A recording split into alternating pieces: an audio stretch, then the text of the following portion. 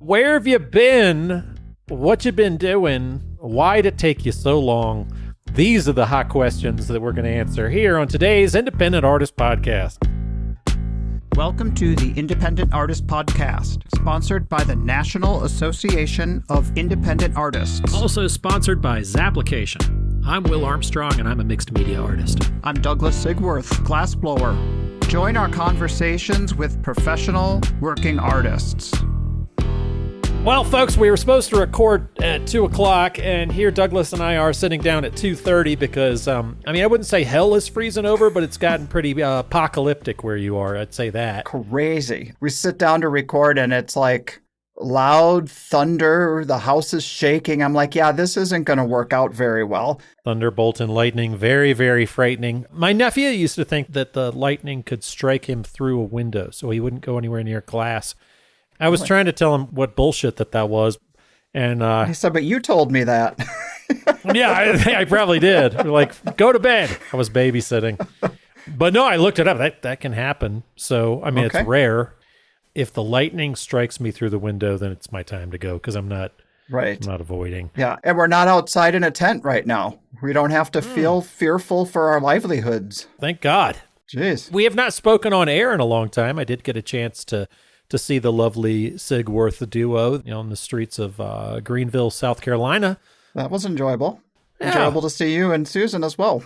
Absolutely. We had a nice little murderer's row of artists. I'd never actually been right next to Gregory Story, so that was really nice. Just a lovely, lovely man and neighbor and artist and everything. And cool. What does murderer's row mean there, sir? Just a bunch of badasses just right there. I unzip the tent, and it's like you and me, and I look down the way, and there's Marina Tarads, and there's Mike Hayes, and Luke Proctor. I was like, well, damn, there's a bunch of people that have been on the show, actually. Yeah, it was bookended by a couple of guests of ours. Reiko Yucatel was on our right, and William Comina Poe was on our left, and it was just amazing when time. William's at a show, I just feel like, I don't know, my heart feels a little bit fuller, feels a little bit better. I feel like you're in a good, nice place. Yeah.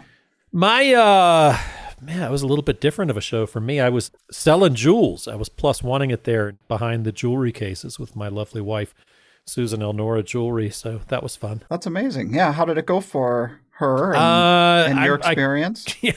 I quit. I quit. I'm not quit painting. Doing your work? Yeah, I'm not doing any of my drawings anymore. I'm hanging it up. I'm just going out on the road and selling jewels.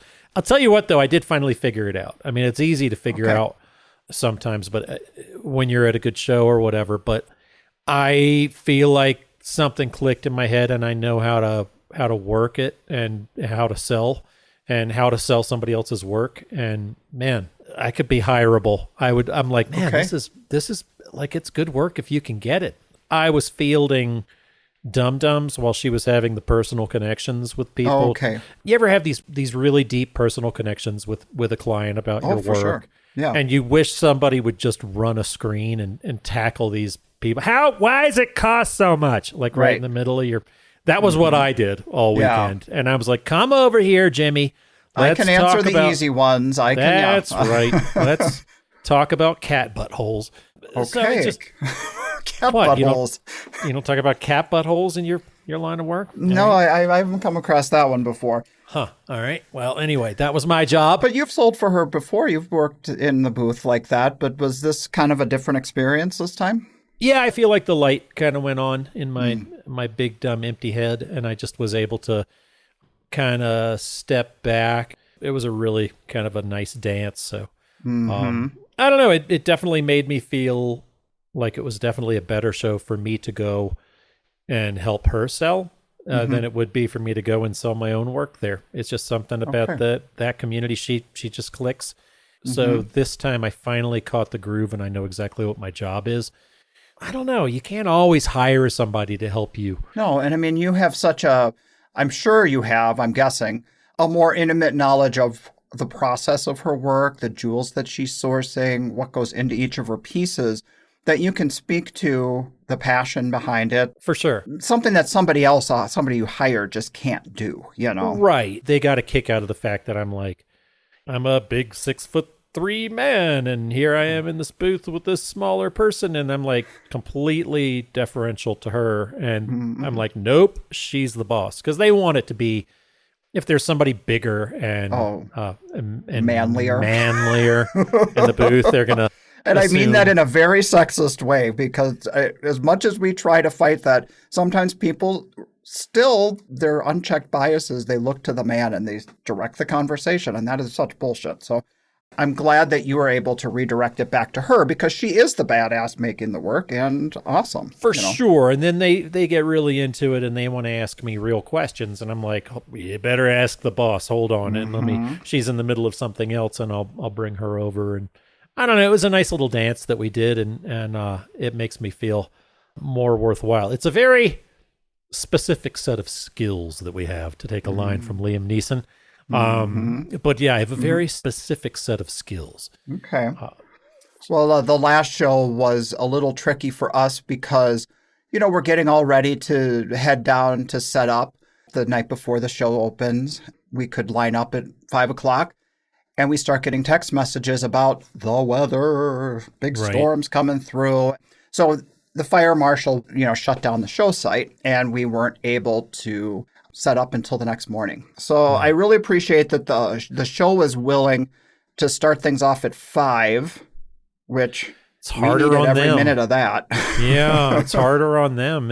All of a sudden, they've got to scramble and get all of the things in line. And I know it's nice for them to show up and be like, okay, let's get this going, right? And have like a quarter to a third or whatever of the show already set up. That's a third of the people they don't have to deal with that morning. So I know it was harder on them to make that call. It was definitely necessary, and it's so hard when there are spotty little dangerous pockets all around to make those kind of calls. We've all been there when the weather has shown up and it's damaged people, and that's the last thing that a show wants to do, and put us in that line in hindsight, of fire. We wouldn't want that either, Right. As much as we want to be ready and prepared for the next day, none of us want to risk our livelihood. So, yep, we got it set up and we got it done. But then there was just kind of a little light ending of rain to that, just enough that we had to drive home with a soggy, wet, nasty display. Oh, and not me. That I know, you flew home. I rolled it away in a suitcase. Yeah, nice. Yeah, you dry your own tent. But that had to be the stinkiest 1,100 miles I've ever driven, with the smell of a wet, slimy tent in the back of the van. Gotta tell you, that is the biggest benefit of the artists that do it in, the truck, like I used to do, the truck with a big cap on the back. Okay. Or, everything nasty is Contained. in the back and contained. You don't have to smell that tent top anymore. But, man, when you're in a van...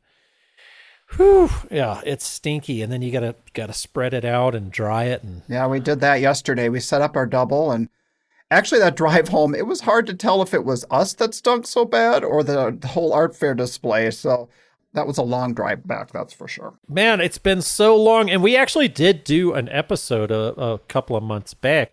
But you listened back, and you came off as such an a-hole that we had Really? to throw it in the I don't remember that. I don't. Oh, you don't? You were. I've forgotten all that. No, I was on point. I had brought my A game. I don't know what was wrong with you, but no, it's so funny. It's like we talk about the burner show that we had not spoken in a long time, and we had to get back into the groove, and we had a burner episode, right? It was quite a burner episode. I actually insulted a few shows. I mean, I'm like, what am I thinking? what I was are too you thinking? honest. Yeah, that's funny. I forgot that people were going to listen.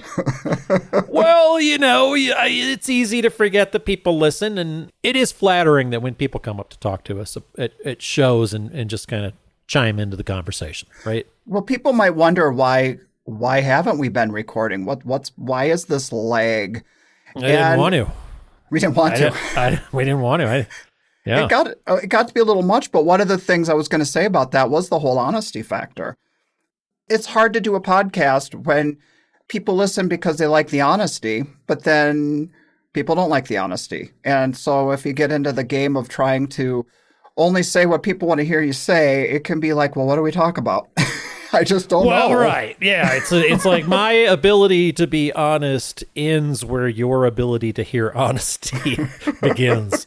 It's like the process of honesty. Also, there've been like, I love name checking artists and telling different things, and it helps us feel like a community. Yeah. And I've had, as we've grown the show, I felt like I've had people come up and say, hey, I didn't like it when you mentioned me by name. It's not like I've said anything bad. They just don't like having the spotlight on them. If that makes any sense. And I get that. And if I'm just saying, if I just mention, hey, Gregory Story was my neighbor, like he's not going to have a problem with that at all. And say he's a lovely neighbor. But if I'm like, Gregory Story wouldn't stop smoking cigars and wiping boogers on my work, then, Right. and that's where we're going to get a problem. Yeah. No boogers were wiped on my work this weekend. This weekend. I don't know. I'm glad you clarified. Now I've thrown it out there, and there's going to be a bunch of booger wiping. I don't know. There Right. might be. Not funny, Will. No more booger talk. No more booger wiping. This disgusting banter. Yeah. It's going to be 1 full hour of disgusting banter this week. Douglas and I have no guests this week. But the other thing about it was also we've been on kind of a crazy opposite schedule. It seemed like whenever I was geared up to have a good podcast talk, you're like, oh, sorry, Douglas, I'm over here at this show, or I'm set up at South Lake, or I'm over there, and same, vice versa. You're like, let's do this. I'm like, sorry, I'm right out the door for 2 weeks. So Well, we agreed at the beginning of, or the end of last year, I guess, where we were talking about let's not let it interfere. And it has kind of taken on a life of its own. And we were a bit on the hamster wheel, but we keep kind of kicking it down the field a little bit. So we appreciate you guys tuning in. It'll be interesting to see if we have any listeners left, right? Yeah, exactly. Well, some people might be thinking that the reason we haven't been recording is because Will found himself a new podcasting gig after being down in Miami at the Coconut Grove show.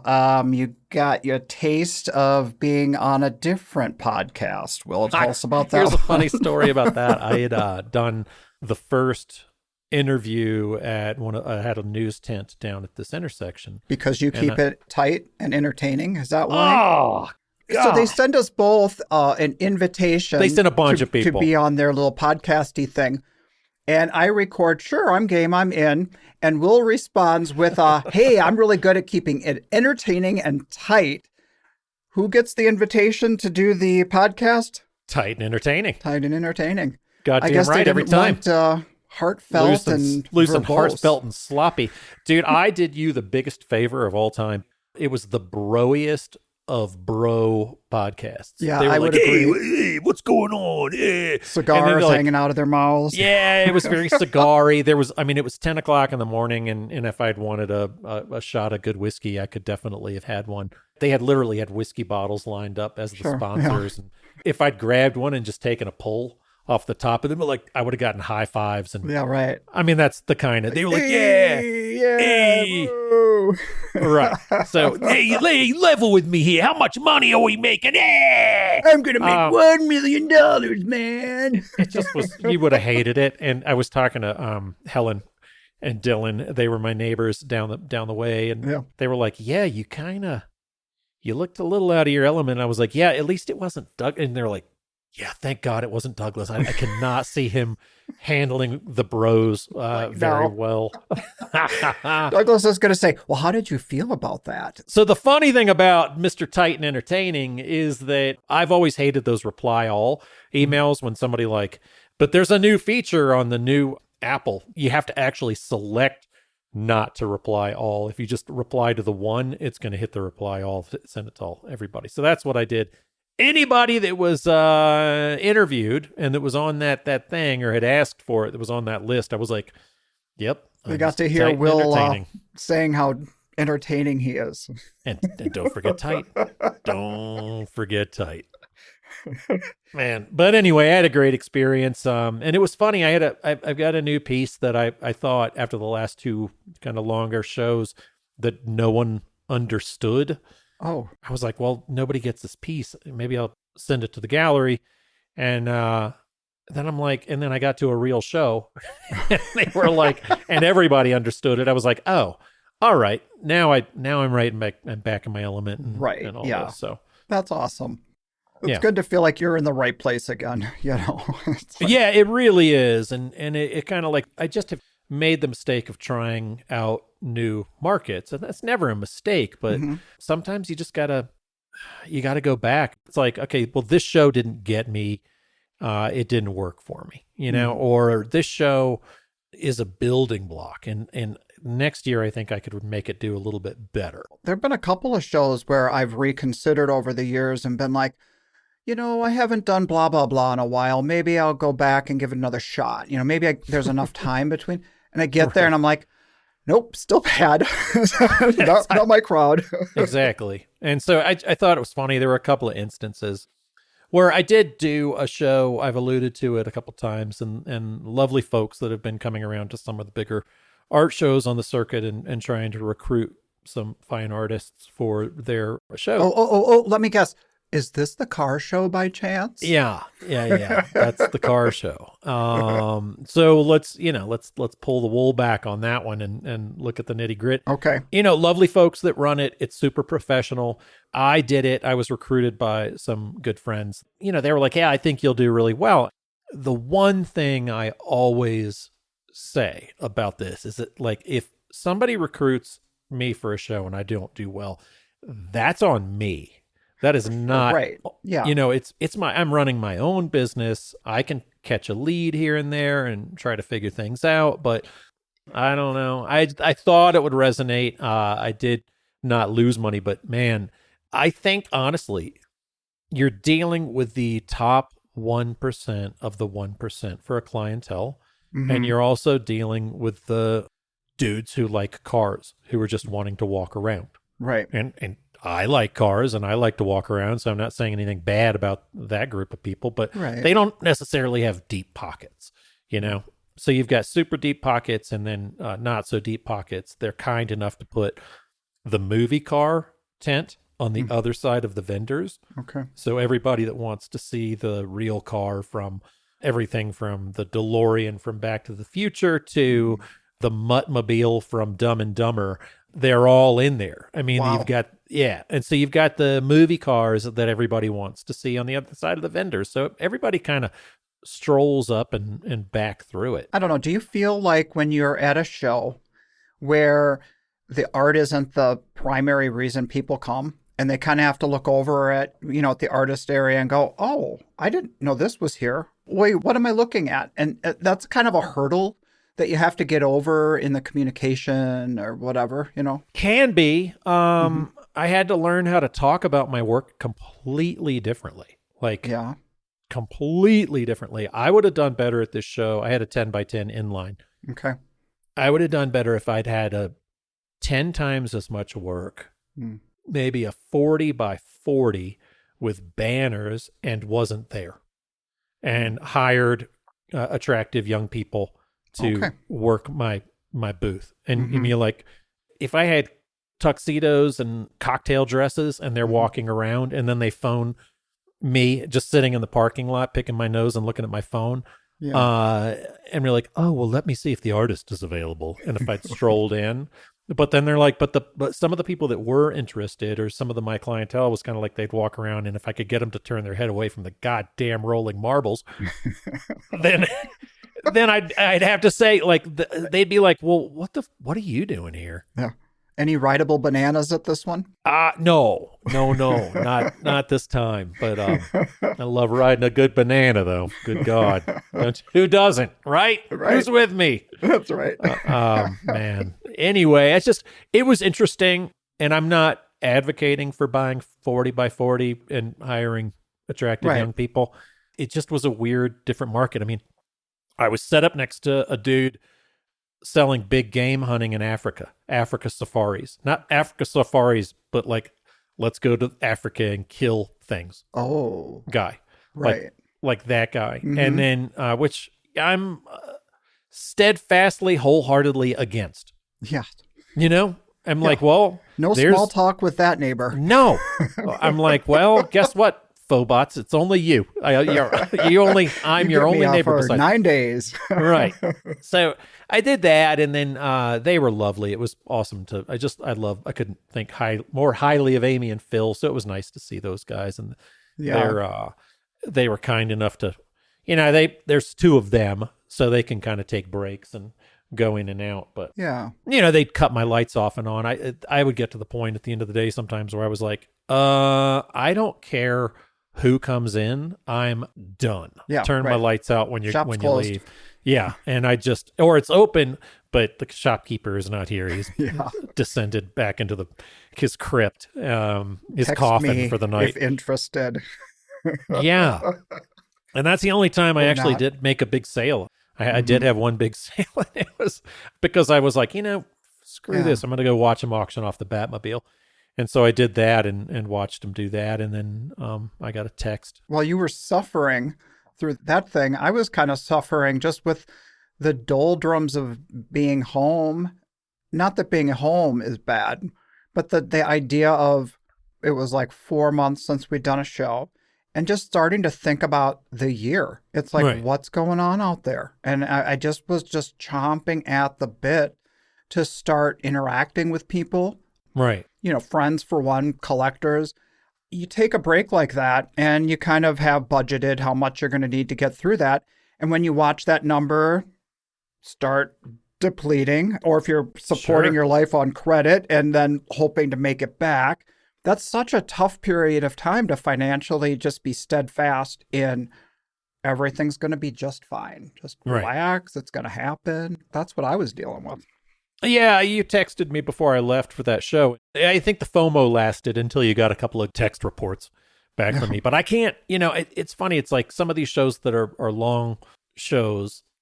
If I'm not doing well, I've discovered about myself, I don't like the shop. I've talked about loving setting up shop and being there, but it's like at that particular one, it's a 9-day show, starts on Saturday. Saturday is like kind of employee day. And then Sunday you're there all day, and then the kickoff is like at 7:00 or 5:00 or something like that. Okay. Well, then the auctions don't really get going until Thursday. So then you got Monday, Tuesday, and Wednesday, and I'm like, the show doesn't start till Thursday, but I'm here. Like, what am I doing? Right. And so I don't know. I brought my turntable. My neighbors cool. couldn't hear it, and so I just sat there and played records. Yeah. Right. 9 days. I was like, now I got, you're there long enough. I'm like, now I'm into my Dylan phase again. How many albums did you actually bring to the show? I only brought like 30, but then it's got a Bluetooth thing through it too, so I could just stream stuff. Oh, cool. Okay. Gotcha.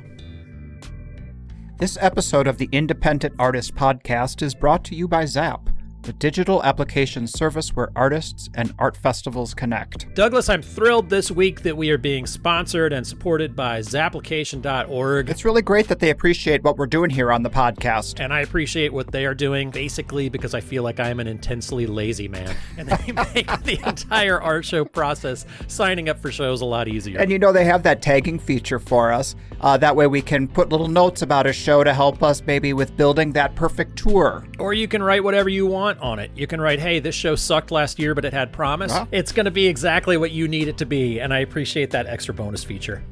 Hey, everybody. Thanks so much for tuning in and joining us after our brief hiatus here. If you're happy that we're back, can you do us a little favor? Can you help spread the word that the Independent Artist Podcast is dropping new episodes? Go to your social media page. Let your friends know. Maybe share your favorite episode. Just get the word out that the Independent Artist Podcast is back for your art fair listening. Thanks all. With all the craziness that's going on in the news, Ugh. is that affecting you at all right now?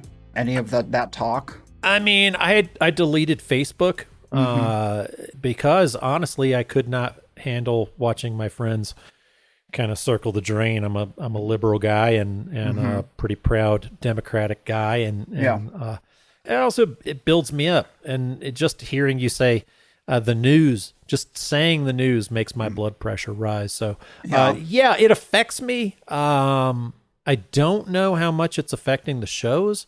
Everything's so crazy. I grew up in a Republican household and found my way to more liberal ways, but I'm passionate about the things that I believe in. But I've always believed that you could talk to everyone across the board, that we could all talk to each other, that I know some Republican guys out there that I consider very good friends, and always get excited to see them on the road. And the way things are right now, it kind of changes. It's so divisive, and they've made it so divisive that I kind of am starting to feel a difference in the way that feels. I kind of want to just be like, oh, you are? Well, go fuck yourself. Is kind of, but I know I don't want to be that way. Yeah. Well, that mindset too gets to me. I mean, I think there's a lot of factors at play as to what divides everybody. And I find myself at the first shows of the year, kind of my guard is up. Like who do I want to engage with? Who do I not want to engage with? And that is complete like financial suicide when it comes to our business. Like we're the host of a party in our booth. We have to be able to engage as soon as they walk in and have it not be about who did you vote for and what do you believe about politics and the news and stuff. Right. But when politics goes away and it's like this person may have voted for this person and they may not be racist or a bigot, but they're okay with the racism and the bigotry. That's not a deal breaker. Then it doesn't even need to be an issue when it comes to selling our work. If it comes to going to dinner with them or having them over for a holiday, that's a different story. Well, how about this scenario? I was next to another artist and having a great time. He's a dear friend, and we were standing there talking for across the street. And then all of a sudden, this guy comes in his red MAGA cap, and he's walking around my booth, and he's in there, and he's just this gigantic kind of muscle head kind of guy, and he's just very fit. And I'm sitting there looking, and he's in my booth, and he's walking around the circles around the art, and it's an aggressive hat there, sir. Yeah, right. It's out there. It's an aggressive thing. It's like, hey, it's a challenge. I'm going to an arts show and I'm going to wear this. You're making a statement. So I'm standing there across. I was like, oh man. And I was like, looks like he's been in there long enough. I need to go talk to him. And then he just whispers in my ear, "Don't you fucking dare." I didn't. Anyway, that's all there is to it. But it boils down to, Douglas, like the reason I deleted Facebook, and I feel like I've abandoned kind of some friendships because they were only existing online there in that forum. I gotcha. That I don't want to talk about it, good or bad, or teeth gnashing, or look at this, or even laughing about it. I just don't want to talk about it. I'm over it. I'm ready for it to go away. And I can't believe it's only been a few months. I guess I worry a little bit less about what politics people believe in. And I worry more about like what the news says about recessions and decisions that are being made that will mess up economies and that. I mean, and that's an important thing to what we do, to how we support our lives and support our families and stuff. Well, how about this? In your forum, in this particular forum, in this 3-day forum, you got to put it outside of your head and not think about it and not bring it into the way you're feeling about things and about people. Now, I mean, I'll say this, and I said I wasn't going to talk about politics, but I feel like the guy in charge, there's one or two things. He's either wildly incompetent or criminally competent and controlling things for his own financial gain. Right. Either way, that's the only way I see it. So it's like, I'm going to tank the stock market, and then all of my asshole friends can invest in it because they have the money, and all we have to do is strap ourselves to the bomb and just ride it yippee-ki-yay through the sky. That's the way I see it. And that's the only choice we have, is that we just have to ride this thing out. And it's like, okay, well, somebody else is controlling whether we are on rough seas or not. We just have to batten down the hatches and just go through this and bear it. So that's how I see it. We have such little control over what we can and can't do. Right. And I feel like the more I'm trying to step back and realize what I am in control of and what I'm not, and focus on the things that I can control. I can control the work we make. I can control what we bring to the shows, how our display looks, how I interact with people, and really just putting the best foot forward and seeing what comes of it. And I've had a lot of friends over the last several months who say that they're doing the best they've ever done. And I have others saying they don't know how they're going to get through this year. I mean, isn't that always the case? That it's like you're going to run into your friends that are doing better than they've ever done, and you're going to run into people who are like, this sucks. Yeah. I mean, it's like I have some great friends in town, Tim and Sandra Wampler, who I unfortunately don't get to see as much on the road. Our schedules seem to be the opposite this year, but we like to check in. Okay. And test the waters. Hey, how's this? And I'm like, well, I did great. This person did bad. This person did mid. This person did so-and-so. And he's like, okay, so it's an art show. Right. We'll see how it goes. We'll see. Yeah. You know, it's like if you cut sugar out of your coffee, you might lose 10 pounds, but it might take you 2 years to do it. And your point to that is? You get me. My metaphor is just that it is a very slow steps away, and we may not know the way that's going to go for a couple of years. We'll see how it goes. Yeah, exactly. Another thing about this weekend, I wanted to bring up a new topic. You and I have both, over the years, have had experiences when we have a show, we have something planned that we have to go to make our living, but then there's family stuff that gets in the way. And for me this weekend, our son, who graduated from college, we basically had to watch him walk across the stage on our phone, live streaming it on YouTube live stream or something. Our son gets it, and he felt our love. We had a special occasion with him that wasn't when he walked, but all the same, it's got a feel for him like, God damn it, Mom and Dad, off to another show. Yeah, I get you. I've canceled a couple of things this year because of that, and had some incredibly understanding shows. Things that came up last minute, and I don't want to get into for everyone on the air, but just some things come and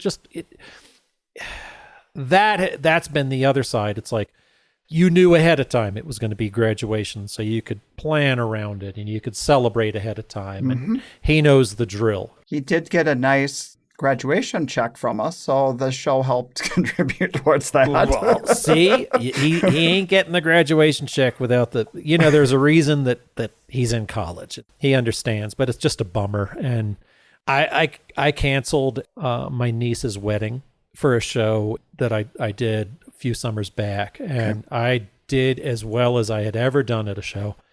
And the way I'm looking at it now is that, and I'm not saying this to make you feel bad, but I wish I'd canceled that show. Okay. I see those pictures, and every time I see the pictures, I'm not in them. Yeah. And I wish I was there to celebrate her and be there with my wife and nieces and nephews and in-laws and everything. So I've been trying to just say, live in the moment and let the family stuff happen. Like, what's more important in the moment, like what the choice is. Yeah, definitely. I don't know. This is such a game. Yeah. I've had to decline a couple of shows because this is funny, but if our friend Bruce Reinfeld is listening, he's going to be like, God damn, Nick Cave gets in the way again. Nick Cave and the Bad Seeds. Because I remember I had to cancel a show, not cancel, but I had to decline a show years ago because I had tickets to Nick Cave and the Bad Seeds. And he was like, you could make the money you could make at this show and fly to freaking Europe to see him. He has Why a point would you? there. You're like, what? Yeah, but sometimes the opportunity arises, and it's like, look, my wife gave me tickets for my birthday to see the band. If you know Nick Cave and the Bad Seeds and you've been to see him and you know the music, it's as close to a religious experience as I could possibly, as I get to. All right? And that's why we do this, right? We're our own bosses. We can say, fuck the show. I have life to live right now, Right. So, but that's luckily, with family issues coming up and health scares or, gosh, even mortality of family members, you have to make decisions that are the best for where you have to be in your life at this time or that time. And we're lucky enough to be surrounded by show directors, amazing show directors that understand it too when shit comes up. And I've been phenomenally lucky to have just that understanding ear on the way. And it's almost like you call them and you tell them exactly what's up and you're honest with them, and they can be like, Now, you swear to God you're not just going to see Nick Cave in the bed. I'm like, no, I swear to no, God, I it's not swear this I'm time. not This time. I didn't even book a show that weekend. So you know what I'm saying. It's just, They think of us I feel as- really lucky. Yeah, and they think of us as humans. Well, some of them. They think of us as humans and not just exhibitors booking spaces in their show, you know. And that's really a rewarding thing. It really is. And man, it was cool this past weekend to see other folks there on the street. We got to see a little slice of other shows that you see from, like, sometimes you'll get to see different show directors. And we got to see Sarah Umlauf from St. Louis this past weekend, walking the streets of Greenville. That was really cool to catch up there. It's definitely one of those directors that we respect, that fights the good fight. She sure does. Agree with you on that one. It was great to see her this weekend. Will I see you? Will I see the Sigworths in St. Louis this year? Did you guys get into that show? We are on the wait list, so fingers crossed.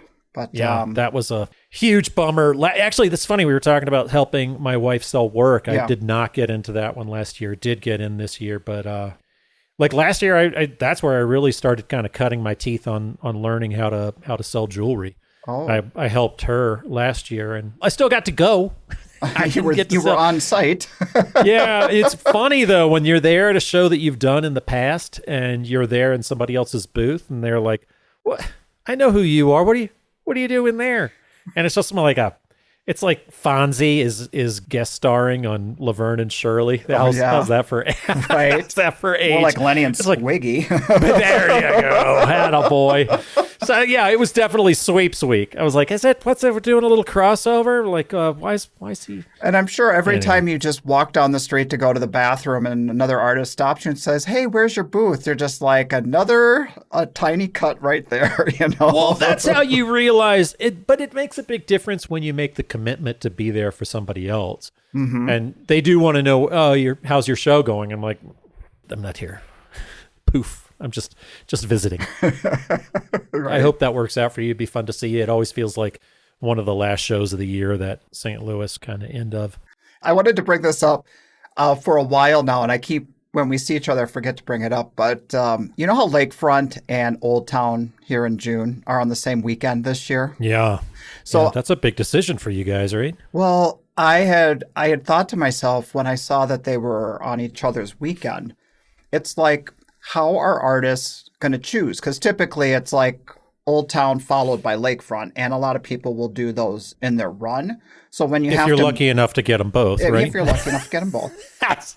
Somebody told me, I ran into somebody on the street, and it's like, how do you guys just talk about shows like it's just an automatic? It's like, no, it's not. It's never an automatic. But yeah, I'm just saying, in general, there are a lot of folks who are better than me who regularly do the back-to-back. And I thought of those two shows as kind of like when you're a couple and somebody has a divorce and you have a bunch of couple friends, and it's like, which spouse gets the couple friend? Does some go to the one spouse and one go to the other spouse? It's like this with Old Town and Lakefront. You have to choose. It's like, who gets who in the divorce?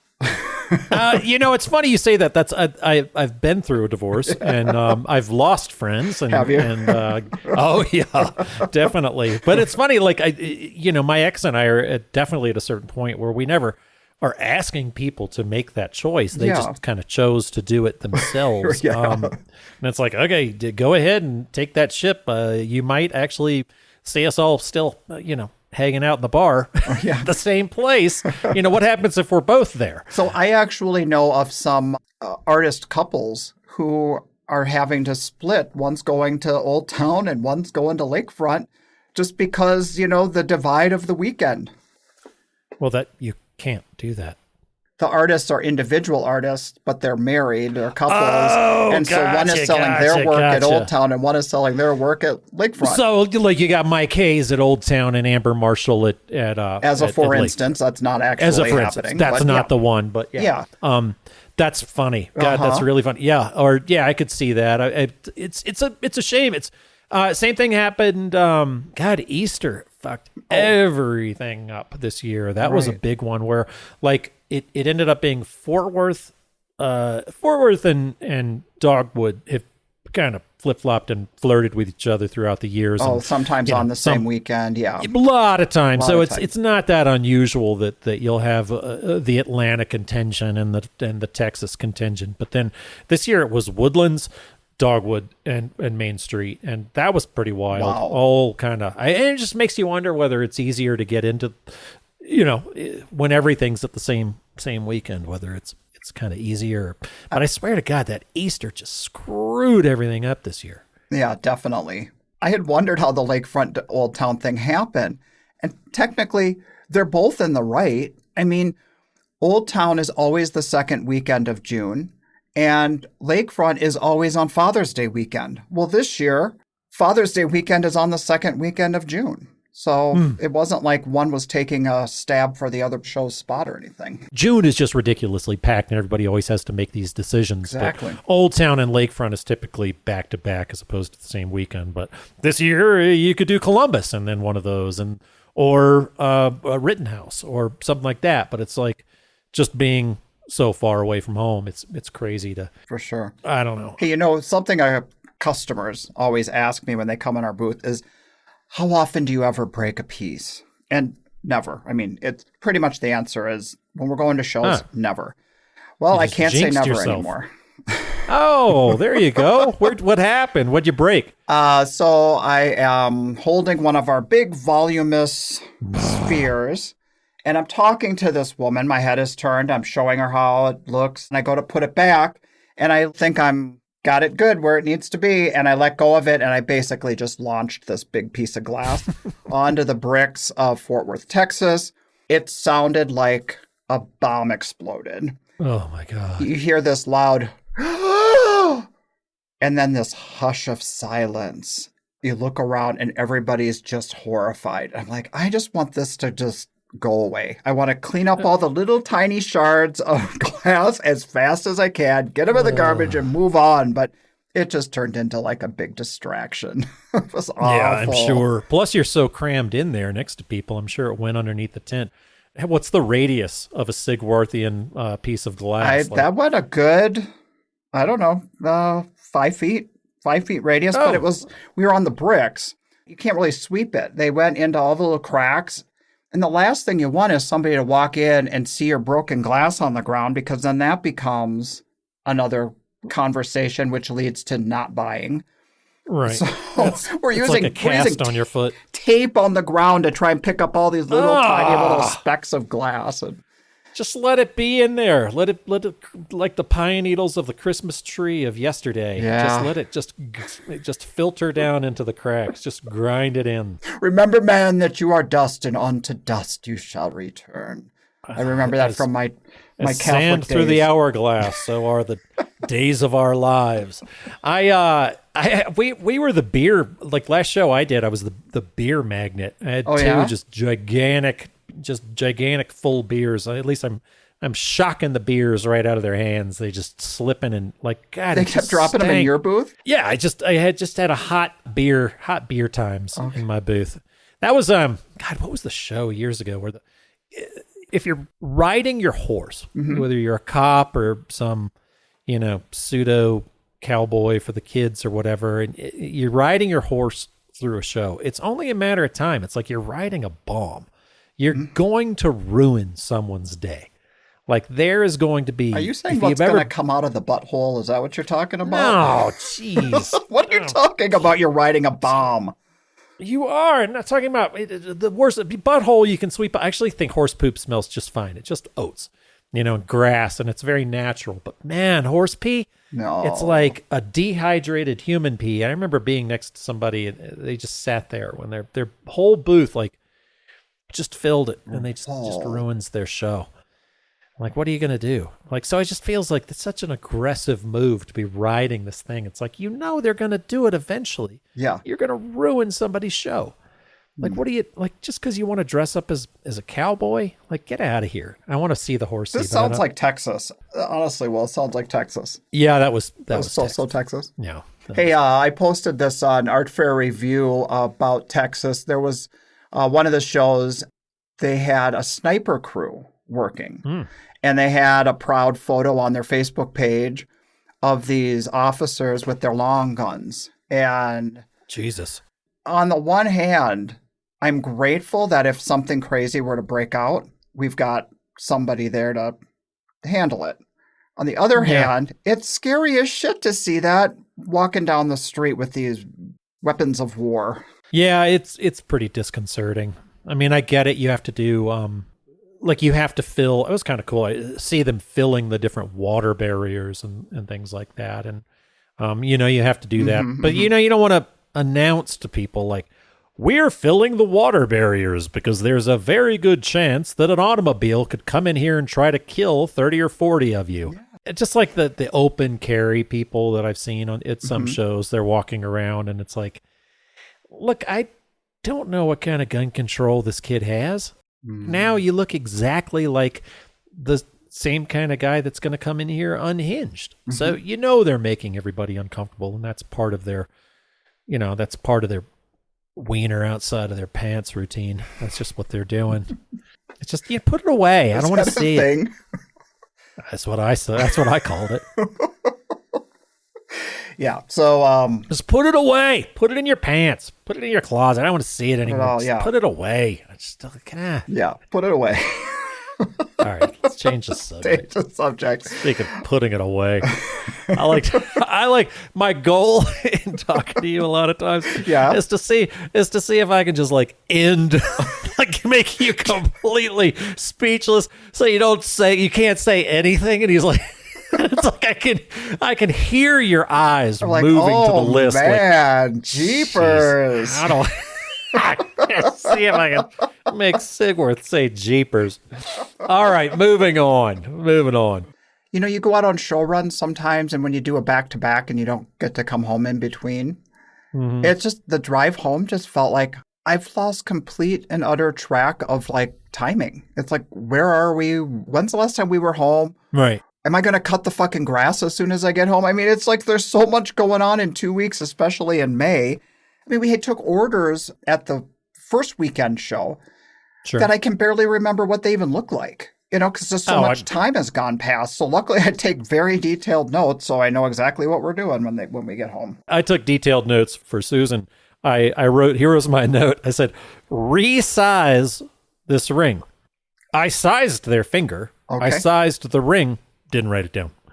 Okay. She's like, baby, what do what size? What size like, 2? I don't know. Just resize it. Make it different. So yeah, I know what you mean. I typically find like the drive home, it depends on whether or not if my wife is in the car with me. If she's in the car with me, we'll get like 45 minutes outside of the city, and I'm like, oh, I'm ready to stop. Let's just stop. But if she's at home, then I'm like, all right, let's do this all in one big stretch. But like, I'm dying to get home. But if she's there, it's like, well, I'm in the car. I don't really care. Let's just stop here. But it's like, no, we gotta go. It feels like a longer slog somehow. I would agree with you on that, except what does actually make it go fast for us is the switch offs. So if I just make myself unconscious when I'm not driving, then I feel like we can keep going at it. Some nights it's like, you know what, we'll look to each other and say, we've put in enough work today. We can be done for the day. We don't have to put in an epic day of driving. We just worked really hard this weekend, so we can be a little kinder to ourselves. So I can see both sides. Do you make better time? Yeah. Do you make better time going to shows or going home? No, sometimes it's hard to say. I mean, sometimes when we're driving home, no matter how well the show goes, there's kind of this fuck it mentality. We are putting in the long hours because we just are sick of not being home and sleeping in hotels and stuff. That's funny. Like, if you asked me, my perception of you guys, you and Renee, is careful. My perception. No, we show up a week early or something. Yes, yes. I will. That is my perception. I'll be like, it stresses me out. Like I'll go. You'll be like, yeah, are you on the road? I'm like, no, I just started a painting. Like, no, I'm like, what do you do? What are you talking about? No, I just started something. And you're like, yeah, I'm on the way. I'm like, good Lord. And I've got further to drive. Well, a lot of the times it's because we're setting up the night before, and you are perfectly fine just setting up the morning of and being good to go. I can set up in 2 hours. Mm-hmm. It takes you guys a full day typically. I think about you guys a lot of times when it's those morning of, I'm like, ooh, We're getting tough. faster though. It's pretty crazy. It's a good feeling to see my recovery getting better. I'm a little bit stronger. I'm still working at it. It's still got a Holy ways to shit. go, but progress is progress. Ladies and gentlemen, listeners of the podcast, we've now made it up to, and this is recording time, not broadcast time, because after he edits it, but we've made it a whole hour and 18 minutes before he's mentioned his recovery. How are you doing, though? Seriously. How are you doing? I just said. You're doing much better? I Much didn't listen. better. I hear the word recovery. It's like, you just hear the Gloss over white like not noise. that again. Like, oh, Jesus. All right. New topic. When you go out and do shows, do you typically do Airbnbs or hotels? Airbnb is a proud supporter of our current president of the United States, so they won't be getting a dime of my money. Oh boy. Ooh. Okay. Yeah. You know how they do the photos of the spaces? Yeah. It could straight up be kind of like, some Zap images that people will do. Like the work looks better on Are they images giving it to Larry that are Berman? submitted in Airbnb. You get there and you're like, I can kind of see how they got this image here, but yeah, it's not as glamorous. Yeah, no, I understand that. I was in one recently, and I'm like, well, the rooms definitely look like the pictures, but I'm 6'3". I think the ceilings were at about maybe 6'6". I hit my head going through the doorway, and the first thought I had was, Will could not last the weekend at this place. No, that's a nightmare. He's not the tallest person on the podcast, ladies and gentlemen. He's not. I'm not tall by any means, but this space was never meant to be living quarters. But you know how they can turn some kind of like an old garage or something into something that looks fairly nice and whatever. But it had great reviews. It was like top stars. And so we get all moved in and we're getting ready for bed, and I can sleep through anything. But my poor wife, she's a very light sleeper. And it turns out that this little guest cottage that we stayed in was under an elevated train, the subway that runs through down there. Yeah. And literally every 15 minutes, you're rumbling by.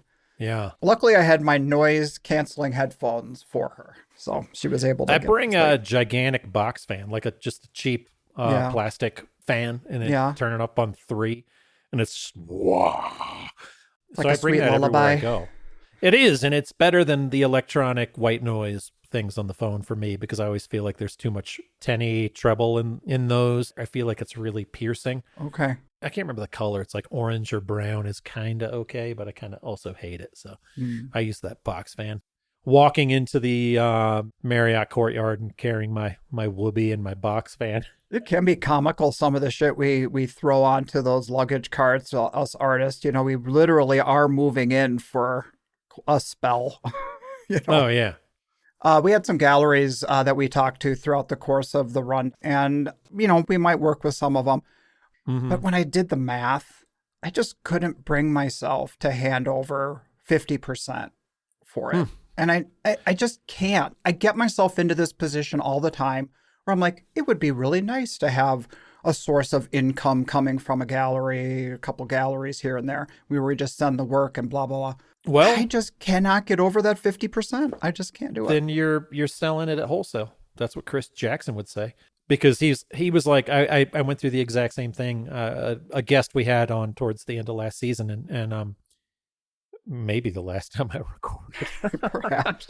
It might be. Sorry, everyone. But Chris was like, I got through that conversation with him, and I'm like, in my mind, it's a $5,000 painting, or on the street it's $5,000. Mm-hmm. And I was like, man, I just can't take less than 4 for it.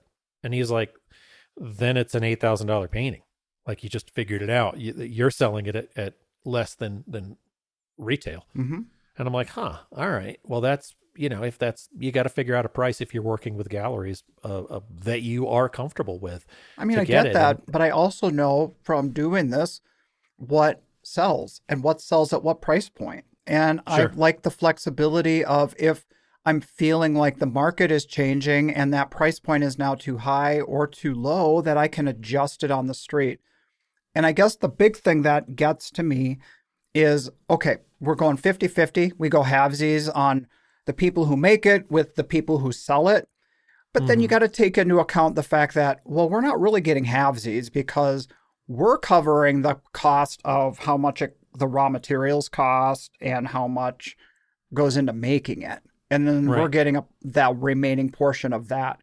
And it's that thing that sticks in my craw. It's like, okay, yes, you've got overhead. I get it. And, you've got collectors and blah, blah, blah. But you don't need to get more of a cut than me. I hear you, but I don't know. There's a certain kind of person that doesn't buy on the street, and they only want to buy in air conditioned. They want to think you are somebody. I've got a designer, like she's making. Typically, the gallery cut is 50%, and the designer cut is 30%. Is it 30? Oh, wow. God, I'm Uh-huh. cheap.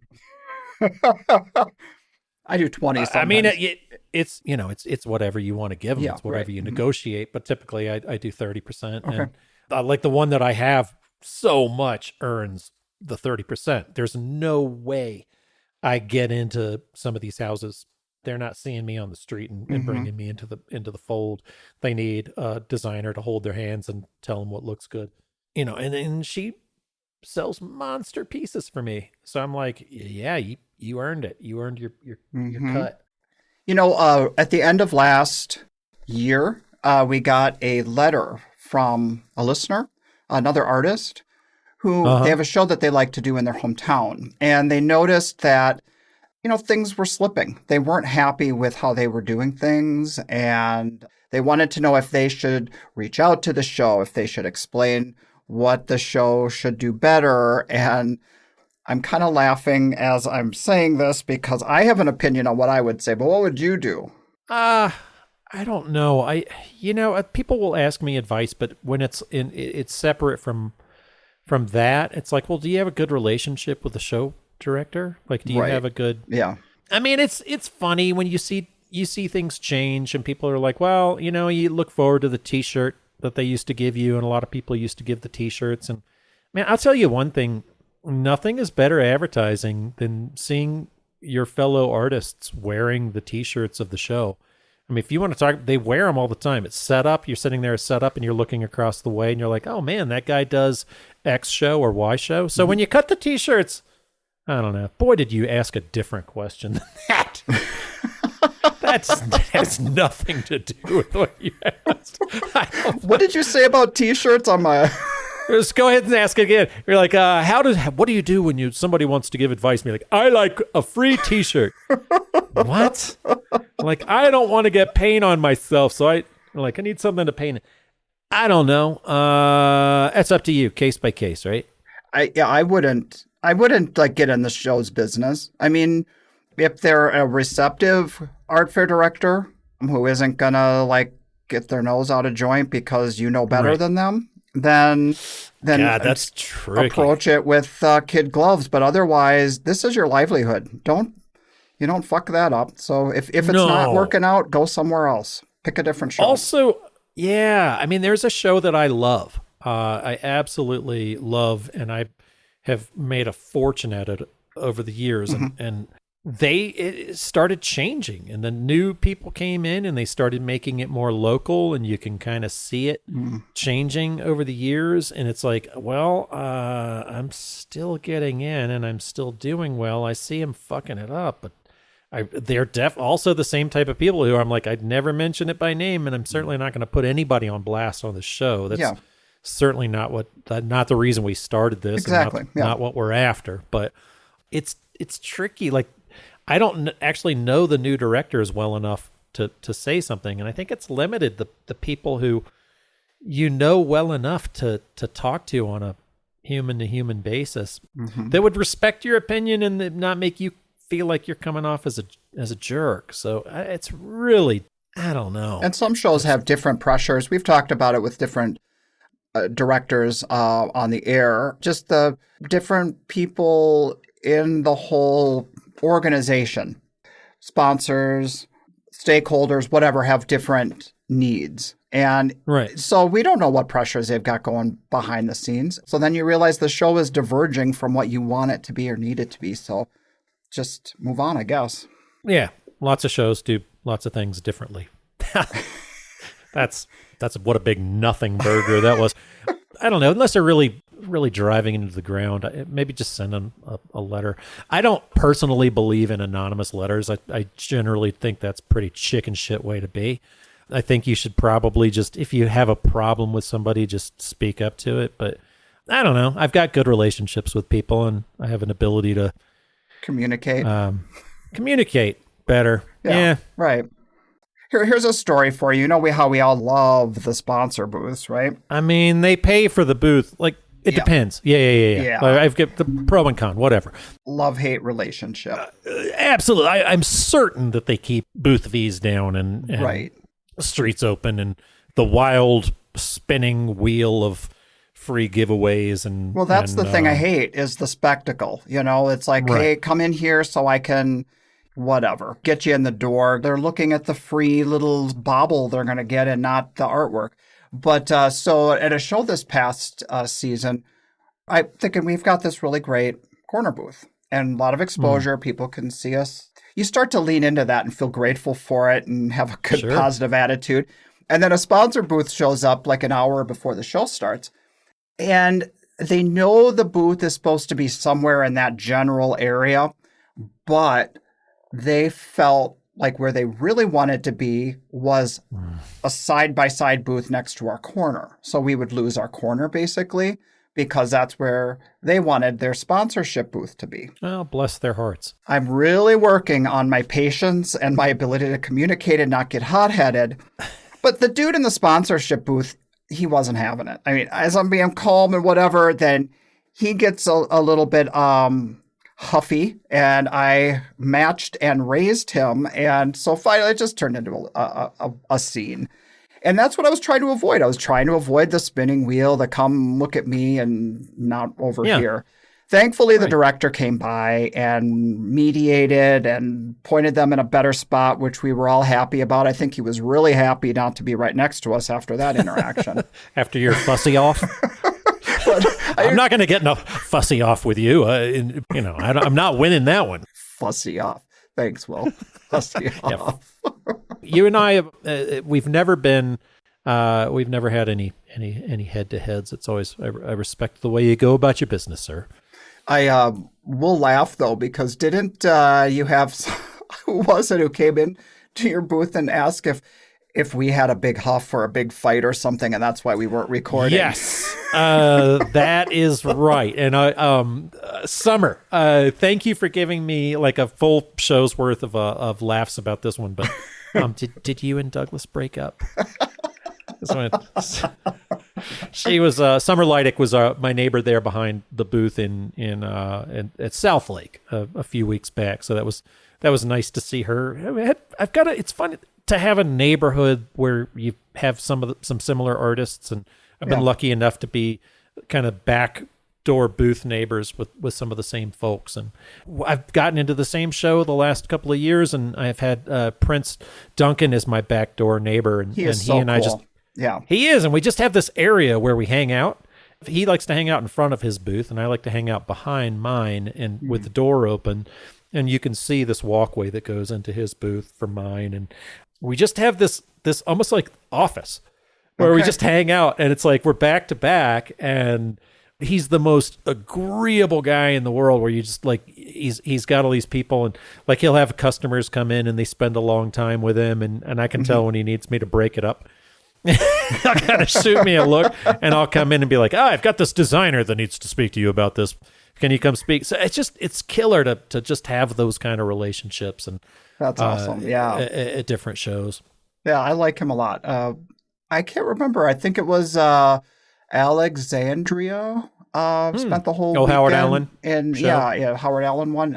Spent whole weekend neighbors, and we chatted the whole time. So it was really Yeah, really good. I haven't seen him in a while. So, you know what? He'd be a good person to reach out to and chat I'm up on the show glad here. you said that because I already asked him and he Oh, that's said good. yes. He said yes, and he'll Yeah, be I'm on glad next week. And go ahead and put it in the books. So yeah, I'll give him a shout. We'll try to get that scheduled. That'll be fun to talk to. Yeah. Well, speaking of next week, moving forward, there's been a little bit of a break here in the recording time, and we're not starting back at the bi-weekly thing. Unfortunately, I just can't keep up that pace moving forward with the editing and getting the episodes out. But we will do our best to keep the episodes coming as our schedule allows, because this is our hobby. It's fun. We're enjoying it. But if we don't enjoy it, it's work, and that's not what we do it. If we can get off of the hamster wheel and just put them out at our pace, then it means we don't stop doing it. You know? Yeah, exactly.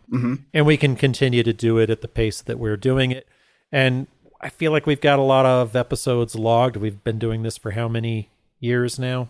4 full seasons, 4 years. Yeah. So is this our 4th year or is this our 5th? We're starting into the 5th. So, there's a lot of other stuff you can listen to on there, and we appreciate the loyalty of the listeners, and people certainly don't mind you guys asking us what we have in the pipeline and coming down. But I appreciate how much you've kept us on task as far as keeping us bi-weekly for so many years. So, and I do feel like the encouragement lately has had both of us talk to each other and say, should we keep this thing going, or is it slipping away, or where are we with this? And I will say that the encouragement and what it means, hearing from people about what the show means to them, doesn't make me get too much in my head about thinking about, because that thing that you said about earlier, other artists saying to us, well, I feel kind of out there now. Like you talked about a story about something I said at a show or I did at a show or whatever. And I feel like it's out there. We can get that way ourselves too. Yeah, I feel pretty exposed. Yeah. And I appreciate that at times, but it's also kind of like somebody says, oh, you're a celebrity. And it's like, really? No. Could I not feel like that any more than I really do not, but I am, but you're not. No, I'm just kidding. But it does make me rethink. It's like sometimes I will feel like, why did I say that? And then overthink it. As everybody who knows me knows, I can get on the overthinking wheel. So I don't know what you're talking about. So this project doesn't make any sense. Moving forward, I need to not overthink it. Right? Maybe say fuck it. And you think this will turn it? We'll dial it back? No, I'll ask probably Renee. Not. Probably I'll not. check in with her. See what she thinks. Yeah. Mm-hmm. All right. Well, folks. All right, buddy. I feel like we got a show. We got a show? I think we did. All right. And I don't hate myself after it, so we're good. Well, you haven't listened to the tape. I haven't listened to it back yet. All right, my friend. We'll see you when we see you. I'll be on the road. Perfect. All right. Thanks, my friend. Take care. Thanks for listening. Bye. Night. This podcast is brought to you by the National Association of Independent Artists. The website is naiaartists.org. Also sponsored by Zapplication. That's zapplication.org.